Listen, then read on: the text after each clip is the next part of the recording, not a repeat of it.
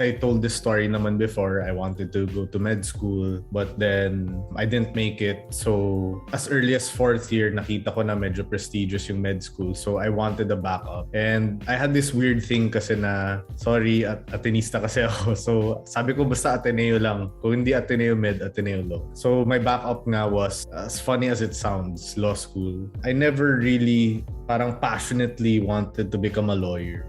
As strange as it sounds, what got me through law school talaga was the fear of failing. Because grade school, high school, college, di naman ako bagsakin, di ba? And then here you go in law school, it's normal eh. And I can say what really got me through law school was my fear of failure. Although I take pride in my work and I have no regrets. But I never had this extreme passionate feeling about wanting to become a lawyer. It grew on me and then parang sabi ko sa sarili ko, parang mas bagay naman yung profession na to for me. So happy naman ako with how things happen. Oh wow. Definitely be humble. Law school is really hard.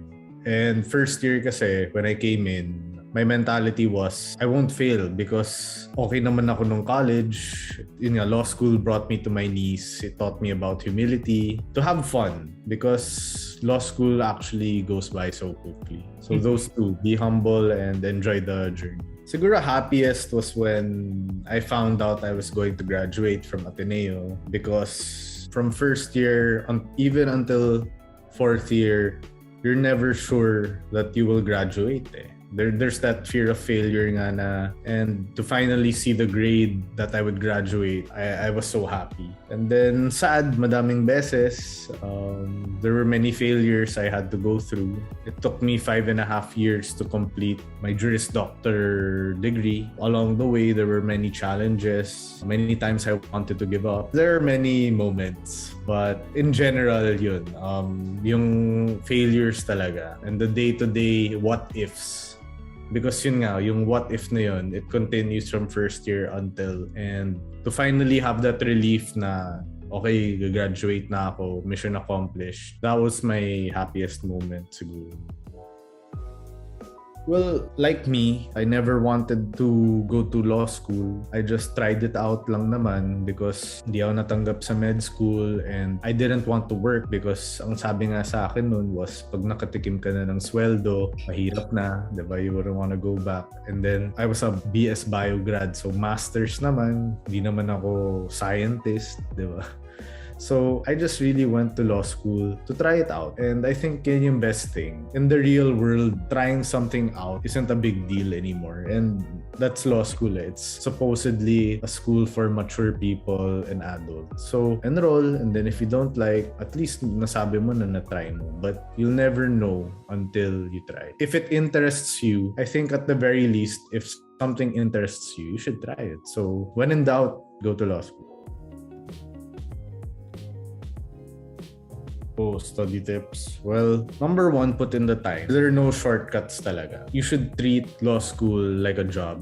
You know, it's a 9-to-5 job. So, at the very least, dapat 9-to-5 nag-aaral ka. That's one. And second is to study smart because I guess in the legal profession, no one will ever spoon feed you how to win in a case or how to resolve a certain legal issue. As you work hard, you should constantly adjust para maximum results from your effort. Because I would say I studied hard naman, but I didn't learn the study smart aspect until I humbled myself and came to the realization that my discarte wasn't working. So I had 3 Number 1, it was outline. You need to master the outline. If you have like a read of, let's say, political law, natapos mo na yung coverage, look at the outline. Try mo lang. Iganon mo yung outline. Tapos stop randomly. If you know the topic, okay ka. But if you don't, you need to tweak that. The bar is really a game of the outline. If you master the outline, you'll do well. Treat the bar as an oral exam. If you can recite the whole syllabus, kahit hindi naman verbatim, basta in a conversational way, na makwento mo lang anong important dito, anong exceptions, you'll do well. And then my second, to have an outlet. Dapat by now, you have an outlet. I really talked about Justice Lenin's tweet about this sample question na parang yung question was, may iniwan na gamit, kinuha, pero binalik. So what crime was committed? And then there was this clamor on Twitter na ang dali-dali ng exam, ganyan. But I disagree because people were answering it. They were replying to the tweet. But si Justice Leonen, he was really saying, this answer is too long, this answer too complicated. That's where the outlet comes in. Fine, alam mo. Pero if you can say it in a way to deserve full credit, tweak your answers nga to reflect that manner. And to look at the outline again. Because everything goes back to the outline, as I said. Like, for example, about impeachment, diba? If you talk about impeachment, madami kang masasabi na it's initiated in Congress, Senate sits as judges, it's a way to remove impeachable officers. But if you look in the outline, you actually missed out on something. So if you go on that whole elaboration of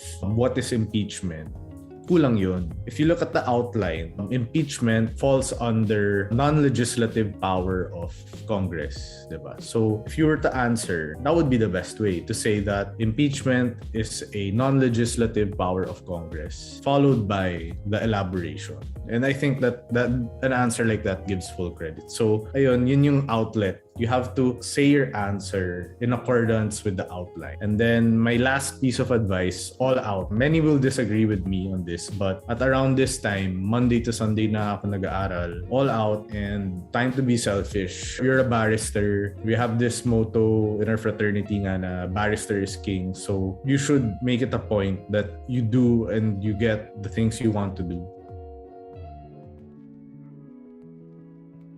Around September, early September when I was taking the bar, I rented a place kasi nung time ko. Sabi ko nung September, parang hindi ako optimal absorption because it was my first time living alone. I lived with my family kasi nung law school. Nung September, parang sabi ko, ang hirap, it's so hard to live alone, you know, the chores, the food, the allowance. Sabi ko, you know what, uwi na lang ako. And people were, I guess, judging me or saying na kalokohan ginawa ko kasi I was still paying rent, diba? Full rent yun. But looking back, no regrets kasi I had that peace of mind and I guess the pressure of the money. But this is the optimal way I was studying. Nung bar mismo, nung first Sunday, I rode in the bus. 5 o'clock aalis and then you get there in UST at 6 a.m. Ang ingay, ang daming tao. Sobrang kinabahan ako nun. And then everyone saying, kaya mo yan, dali lang yung bar, ikaw pa, papasa ka. Pero I was telling myself, bulahan naman to eh. So,